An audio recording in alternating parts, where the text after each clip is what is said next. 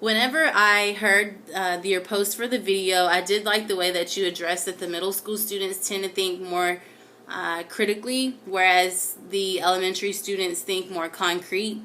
I figured it was a great way to point out that the students think concrete versus abstract, because my experience with elementary students has been, this is how we do it, the teacher said yes to this or no, and they don't truly understand why it is that you don't do something. Some of the children do, but in reality, most of them think that, okay, it's just what we're used to, yes or no.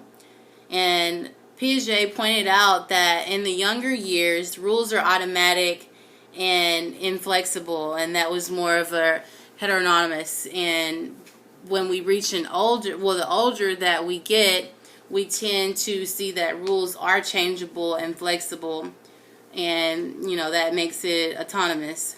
And by the teacher using the hunches, this enabled him to allow the students to think on the deeper level. And it was great to see that the students were you would have thought that this was something that they had already been introduced to by the way that him using the questioning, that they were able to show that they already knew the information based on the information that they were provided in front of them, even though it was something that they could have been just now introduced to.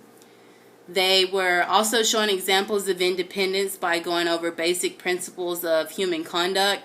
He was asking the students questions that engaged them to ask more questions. So he didn't just come up with questions in advance. He was basing his questions off of the questions that the students were asking, so he could probe them to build on their questioning process to get to the true problem, that ill-structured problem that they're trying to come to the conclusion on. He was building a foundation for the students.